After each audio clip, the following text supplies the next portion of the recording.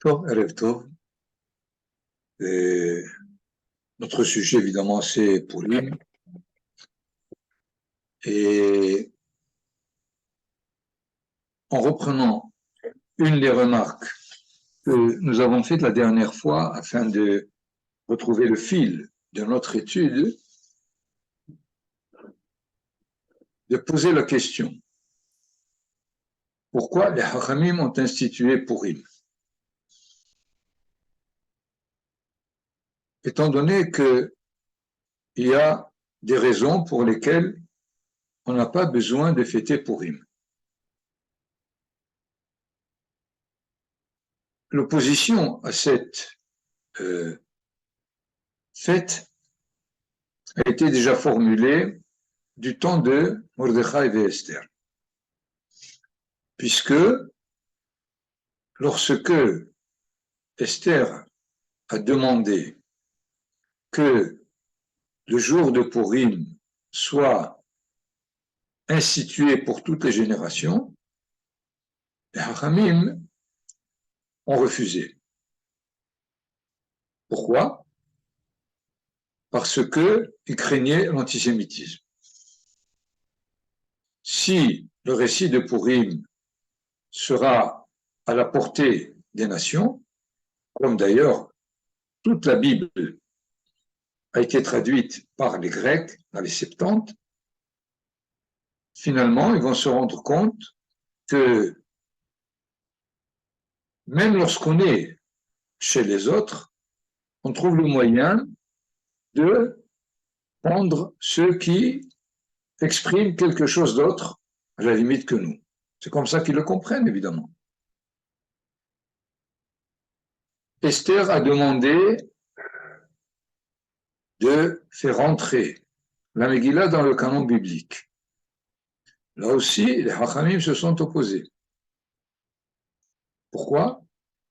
Parce qu'il n'y a rien de neuf. De quoi il s'agit? De Amalek.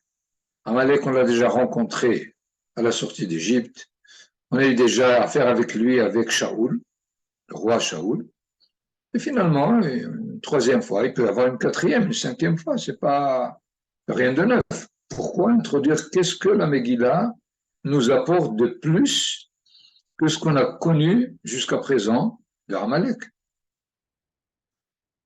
Ce qui fait, il faut au début bien savoir que fixer une fête, ça ne va pas de soi. Il y a plusieurs raisons de ne pas la fixer plutôt que de la fixer. Parce que les raisons qu'on peut donner, on peut les retrouver un peu partout dans certaines situations de l'histoire d'Israël et pour laquelle les Hachamim n'ont pas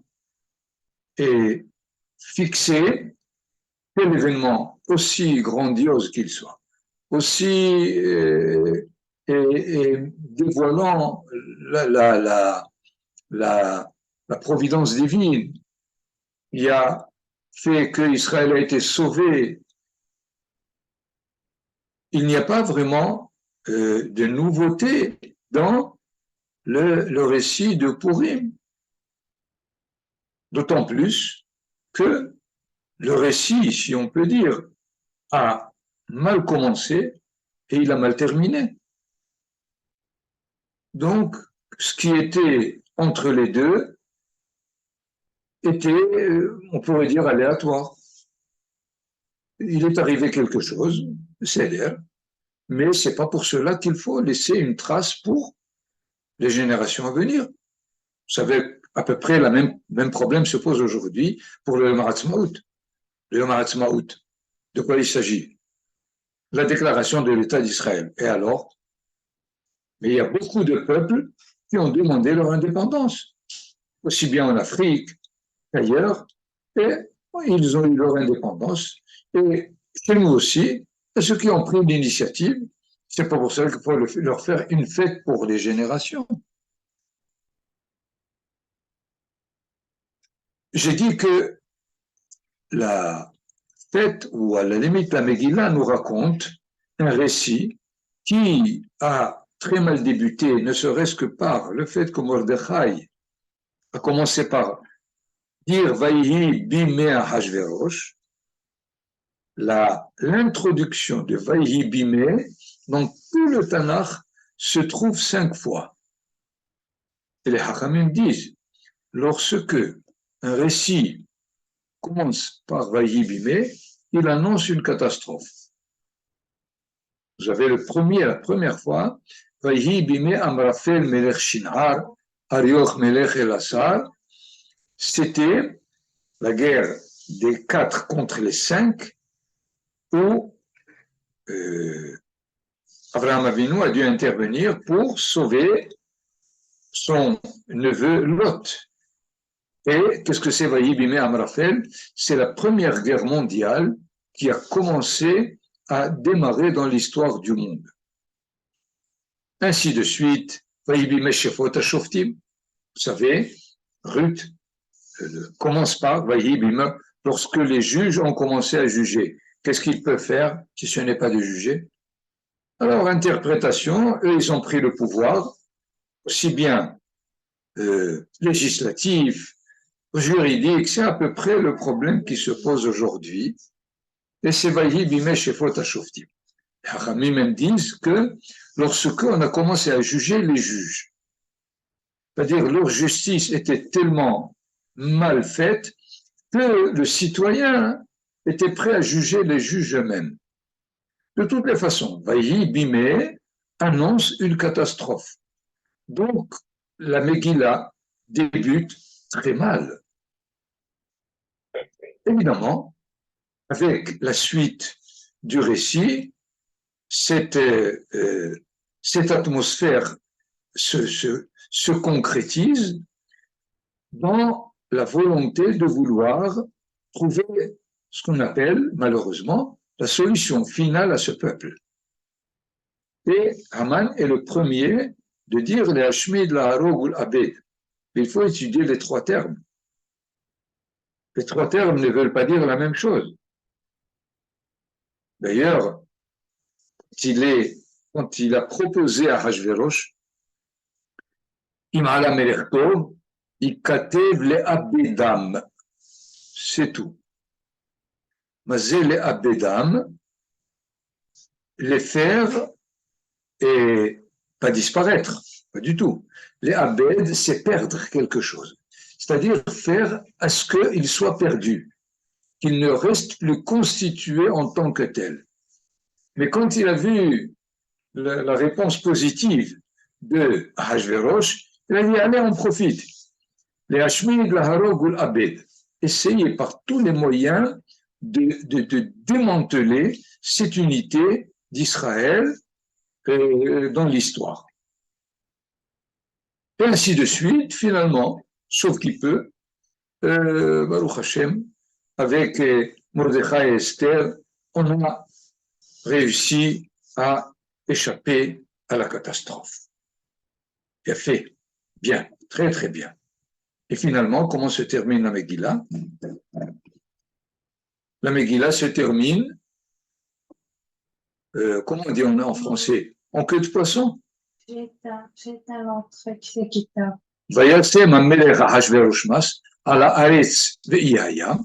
On nous dit que Hashverosh a imposé, a donné des impôts, et à la limite, on aurait pu s'attendre au fait que ces Judéens qui se trouvent dans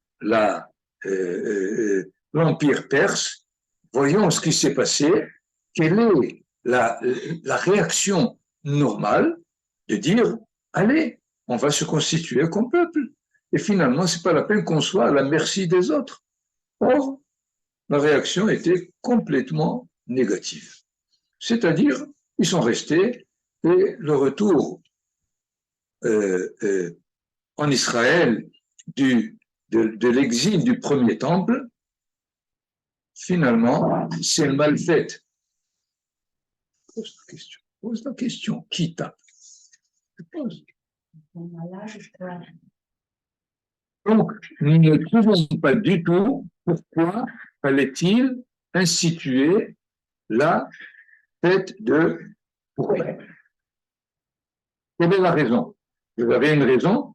Bevakasha, je suis prêt à l'écouter. Je voudrais moi-même écouté, si vous avez étudié par ailleurs, oui, à quoi ça sert? C'est pour cela que il faut bien comprendre que Purim a été choisi non pas pour ce qui s'est passé, mais parce que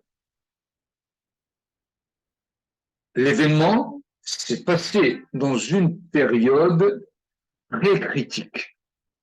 C'est la période, l'entourage, l'atmosphère et tout ce qui s'est passé au-delà de ce qui s'est passé à Purim qui fait que Purim est retenu par les Haramim, vous le savez, Kol HaMoadim Betelim, les Atid Lavo, Hutz Mipurim, le Yom Kippurim.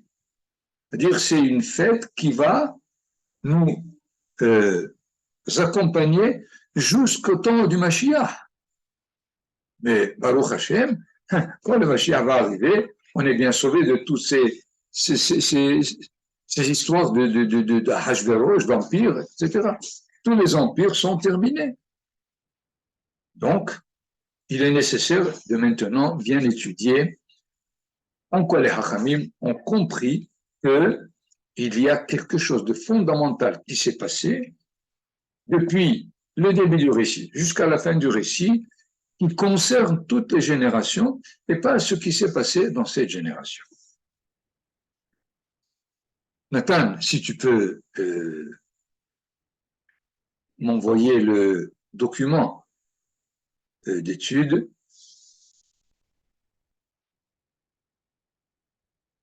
Pour nous donner les textes dans lesquels ce que je viens de dire rapidement est déjà exprimé. D'une part, il y a eu opposition, et par ailleurs, en conclusion, Purim devient la fête par excellence. Pourquoi? Parce que je voudrais appeler la période, les années où s'est passée l'histoire de Purim, ce que j'appelle un temps de passage. Il y a eu plusieurs passages pendant cet événement. Et étant donné que Israël doit vivre d'autres passages qui sont du Olam Hazé à Yemot HaMashiach, alors il faut qu'on soit informé que de ne pas rater le passage.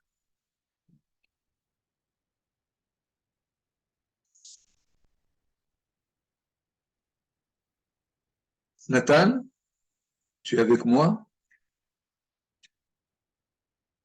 Non. Sauf.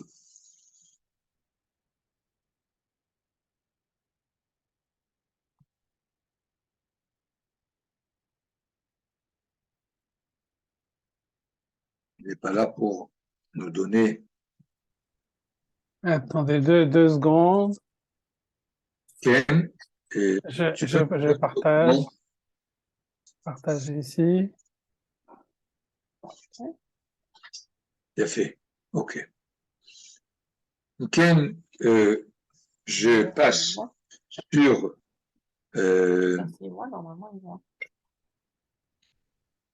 sur ce premier texte, essaye de faire traverser, c'est simplement un calendrier pour nous donner les années de chaque événement, de la destruction du premier temple 3338 jusqu'à la construction du deuxième temple 3408. Faites la différence, vous trouvez évidemment 70 ans. Dans ce cas-là, c'est bien ce que Irmia annonce pour déjà préparer l'exil 23 ans avant qu'il ne se passe. Il les prépare pour dire il faut revenir. C'est-à-dire, sachez que vous allez vivre un passage de l'exil à la Géoula. Et voilà que ça a été raté. Dans ce cas, les Hachamim ont institué Purim pour dire aux générations à venir, sachez qu'il y aura beaucoup de chances et beaucoup de fois où on doit passer, on doit faire un passage et essayer de bien comprendre de quoi ce passage est chargé pour le réussir. Donc, Nathan passe le texte lui-même, le premier là, c'est déjà Amalek, nous l'avons déjà étudié encore, et nous avons ici déjà le premier texte que je vous ai annoncé. Amarav Shemuel Bar Yehuda, Shalha lahem Esther la-Hachamim. Esther a envoyé aux Hachamim du temps, des gens au Sanhedrin qui étaient en Israël, Kevaoni les Dorot, fixer ce jour de Purim pour les générations. Shalhula, ils ont envoyé comme réaction, Kin'a at me'oreret alenu leven ha'umot, tu provoques de la jalousie des peuples sur nous. Quelle est la réponse? Shalhalahem, elle a répondu, Kevar ktuva anim al divrei hayamim le malchei madai uparas. Tout le récit de Purim est déjà inscrit dans les archives de Madai et Paras. Donc, n'ayez aucune crainte, même si vous n'allez pas fixer ni Purim ni la Megillah, c'est connu. Et aussi, comme nous l'avons dit, elle leur a demandé, Kitvuni ledorot, introduisez la Megillah dans le canon biblique. Quelle est la réponse? Un texte, un verset de Kohelet, qui dit qu'on ne peut pas écrire plus que 3 fois le même récit. Or, nous l'avons déjà dans Béchalach, avec la guerre de Yehoshua contre Amalek. La Torah le rappelle dans Dvarim, Zachor et Asher Asalecha Amalek. On a le récit de Shaoul avec Amalek, ça suffit. Ce n'est pas la peine d'ajouter encore une 4e fois, jusqu'à ce qu'ils ont trouvé une sorte d'allusion dans le verset de Béchalach, où il est dit Ketov Zot Zikaron Basefer. Akadosh Baruch Hu dit à Moshe Rabbeinu Ketov Zot Zikaron Basefer Vesim Beoznei Yehoshua. Écrit ceci, rappelle dans un livre et mets-le dans les oreilles de Yehoshua. Yehoshua, il sait lire. C'est pas la peine de lui dire écoute, c'est écrit. Donc, interprétation, Ketov Zot. Zot, c'est ce qui est écrit dans la Torah. Zikaron, Mashekatuv Baneviim, Sefer, Mashekatuv Bamegillah. Et alors, ils ont placé la Megillah dans le Tanakh lui-même. Finalement, il est nécessaire de comprendre derrière cette interprétation d'un verset qui semble absolument mécanique, ce que les Hachamim ont voulu dire. Tout ce qui a été écrit jusqu'à présent de Amalek, c'était au niveau prophétique. Que ce soit dans la Torah, que cela soit avec le récit de Shaoul dans sa guerre contre Amalek, c'est dans les écrits d'ordre prophétique. Les Ketuvim ne sont pas d'ordre prophétique. Ils sont ce qu'on appelait toujours Berwa HaKodesh.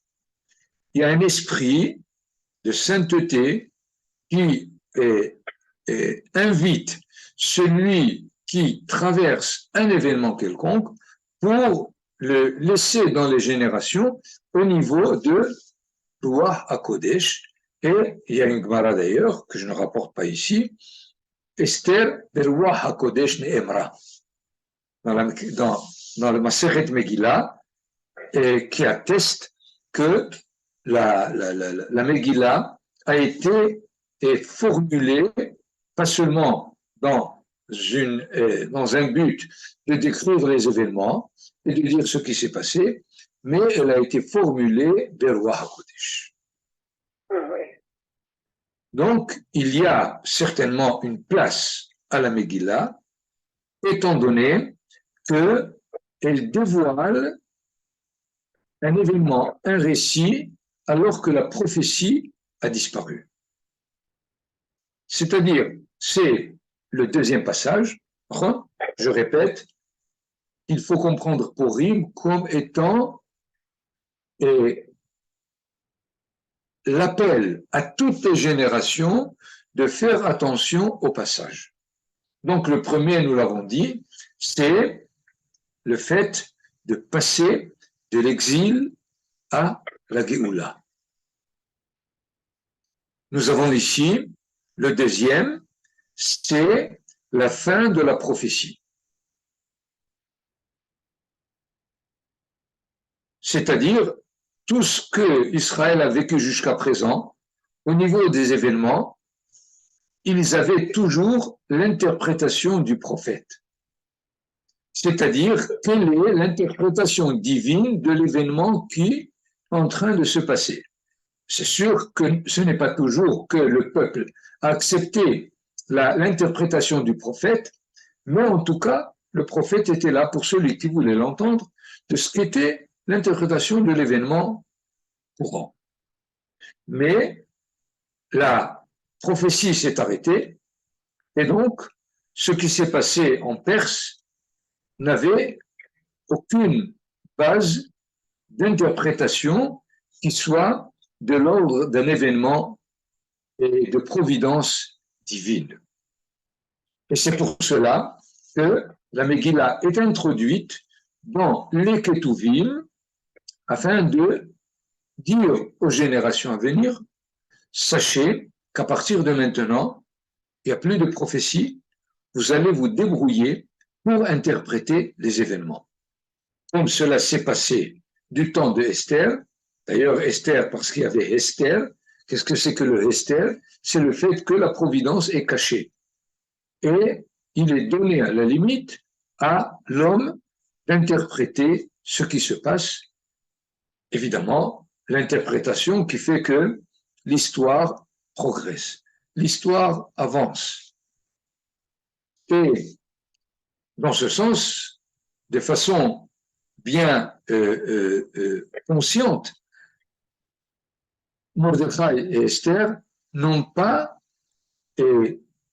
mentionné le nom divin, le tétragramme dans la Megillah Birlal. C'est la Megillah, à la limite, qui fait exception par rapport à tous les textes de la Bible, ou au moins le nom divin, que ce soit Yudke Vavke, Elohim. Et là, on a donné comme interprétation qu'à chaque fois qu'il est dit Amelech Ahashverosh, on parle de Ahashverosh lui-même. Mais quand il est dit Amelech, c'est pour nous dire, là, la providence divine est en train de travailler. De toutes les façons, donc, nous passons du dévoilement par la prophétie au dévoilement par la sagesse.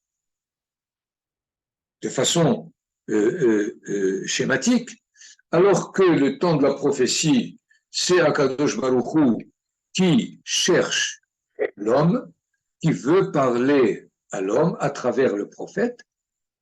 Le temps de la sagesse, c'est l'homme qui doit chercher Akadosh Baruch Hu lui-même. Et c'est dans ce sens où la Megillah est fondamentale pour les générations qui vont vivre, par contre, on va vivre 2000 ans sans prophétie, et nous sommes évidemment dans une difficulté énorme parce que l'interprétation des événements va être pluraliste et conclusion, qui a raison. Vous comprenez la difficulté que l'histoire d'Israël va vivre. L'Inquisition, ça veut dire quoi? réaction, ou bien on s'en va au Maroc, on s'en va en Turquie, on fait on fait le problème sur l'Espagne. Est-ce que c'est ça la réaction qu'il fallait avoir? La question est ouverte. Chacun a compris quelle était la réaction à cet événement capital qui était finalement l'expulsion de tous les Juifs de l'Empire espagnol. Et de la même façon, évidemment, l'histoire a continué jusqu'à nos jours.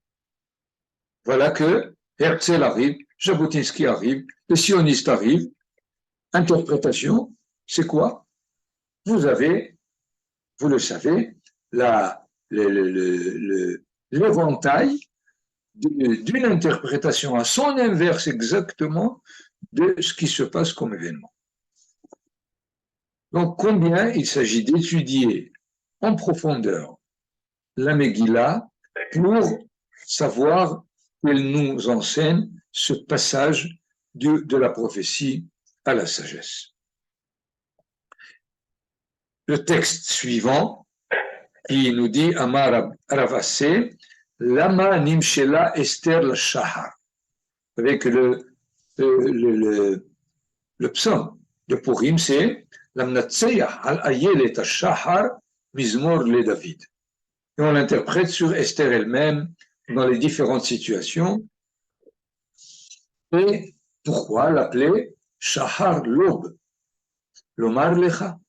Ma Shahar sauf kol halayla.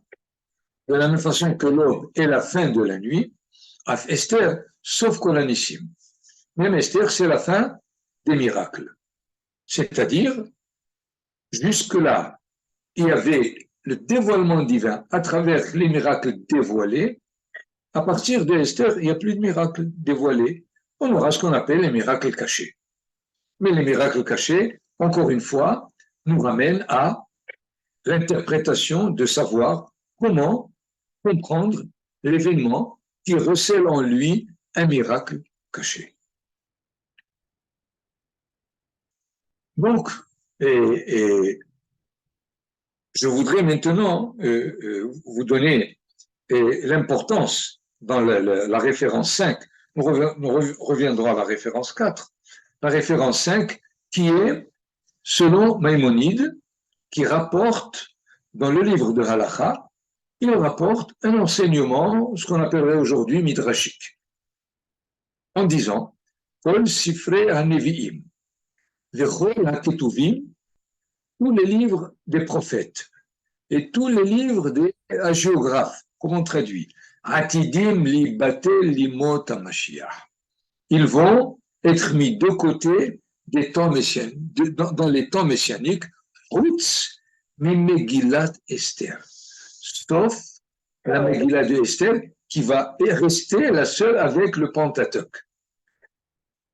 Vous comprenez à quel niveau on a ramené la Megillah qui dit Harehi kayemet kahamisha humshe Torah.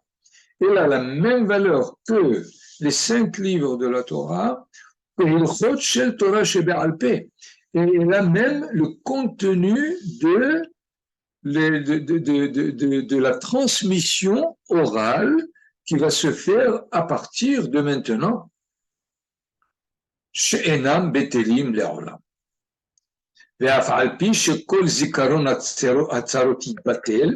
Et même lorsque on aura oublié tous les malheurs cités dans la Megillah,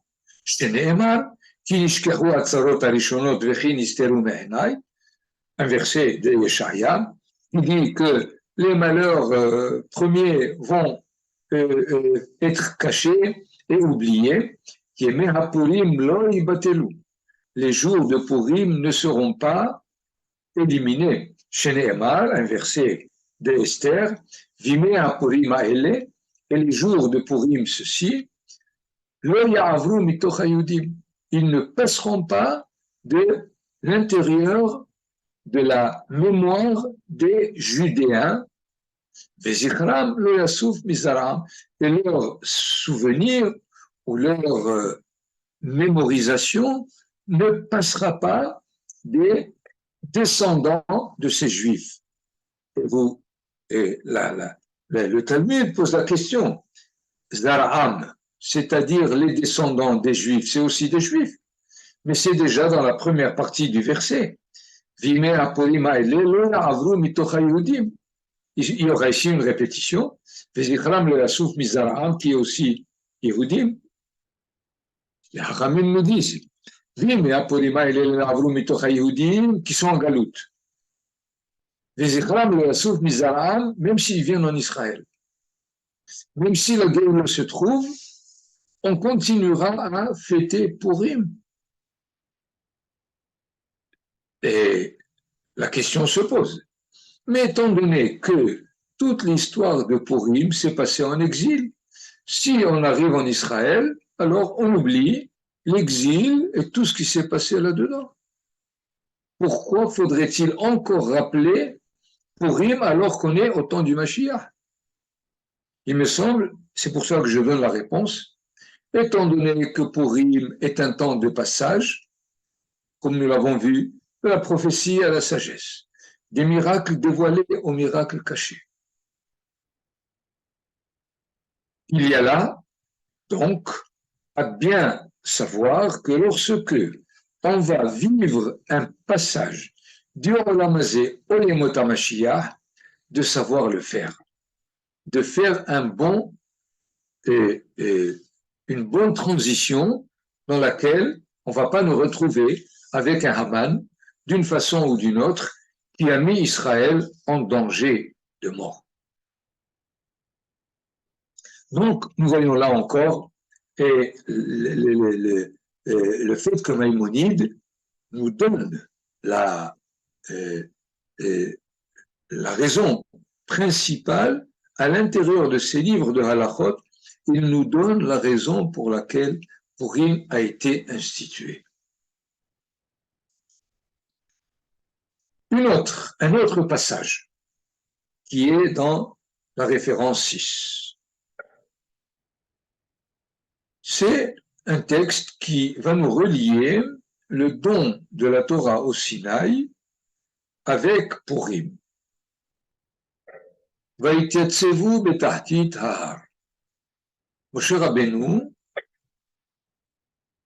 demande à Israël le 6 Sivan de se réveiller et venir pour assister à cette théophanie du Sinaï.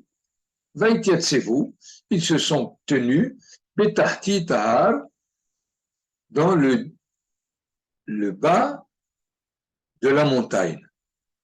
C'est bizarre, le mot tahtit. Vaïtiatsevu misaviv hahar, autour. Vaïtiatsevu leragle hahar. Il y a tellement de termes pour dire qu'ils sont là, autour de la montagne. Tahtit, c'est comme s'il y avait un fond à la montagne. Quel fond?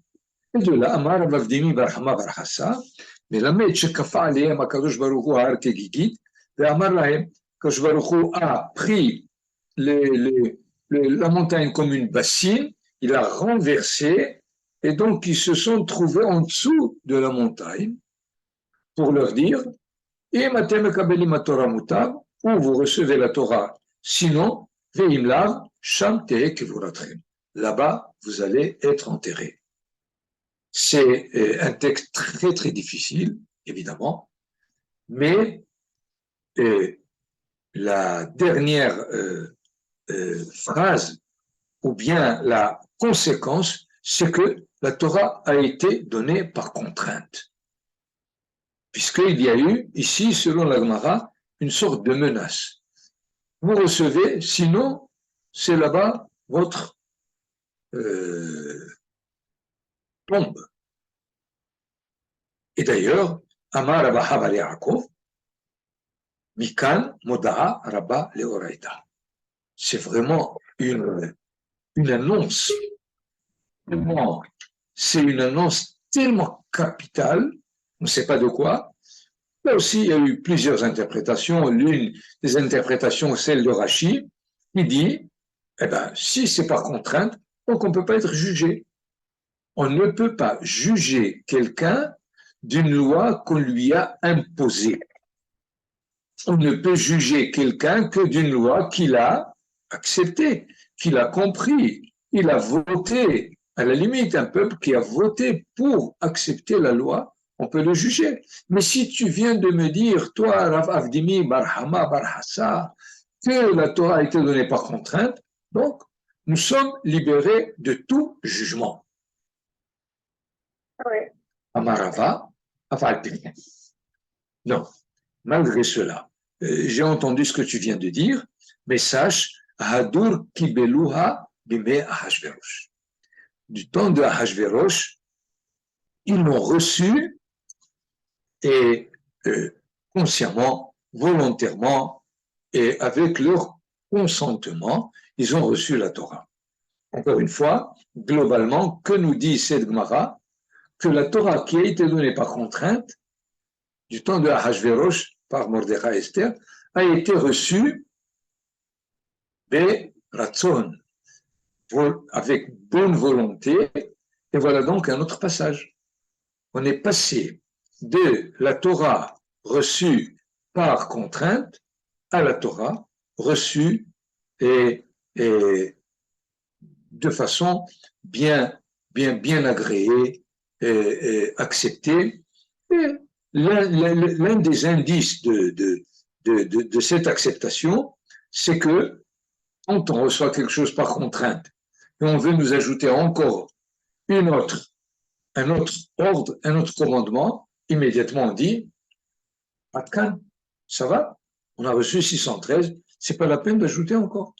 Mais ils ont accepté déjà de ce temps et plus tard de tous les temps, Mikra Megillah, Mishloach Manot, Saudat Esther, ils ont, le peuple d'Israël a accepté cette mitzvah supplémentaire, donc annonce du fait que cette contrainte de la Torah a été finalement transformée en réception qui est consentant de la Torah elle-même. Ce qui fait, j'ai essayé à travers tous ces textes de bien expliquer en quoi Purim est important. C'est pas dans le récit, et c'est sûr qu'il ne s'agissait pas de nous dire qu'il faut se déguiser. Se déguiser, c'est Goy, tout simplement. C'est eux qui ont inventé le festival dans tous les pays. Et malheureusement, en Galoute, on a copié sur eux et on a donné plus à Purim le déguisement que la charge que les Hachamim lui ont donnée. Il y a là, d'ailleurs, dans la référence 4, il me semble, et que nous avons sauté, un enseignement assez étonnant, comment les Hachamim relient des moments différents. אמר רבי יהודה בן רב שמואל בר שילת בשם עדרה, כשם שנכנס אב ממעטים בשמחה, de la même façon lorsque le mois de Av arrive, on baisse de profil la joie, car משנכנס אדר מרבים בשמחה. Dès que Adar rentre, on augmente de Simha. Mais quel rapport entre Av et Adar pour que on nous enseigne le fait de baisser le profil dans Av et d'augmenter le profil de la joie du temps de Adar. Il est évident que Av, le premier Tisha B'Av, c'était du temps des explorateurs de Moshe Rabbeinu. Qu'est-ce qui s'est passé? On refuse de monter en Israël. Et le tikkun, c'est celui de Hadar, celui d'être sauvé et de dire on monte en Israël.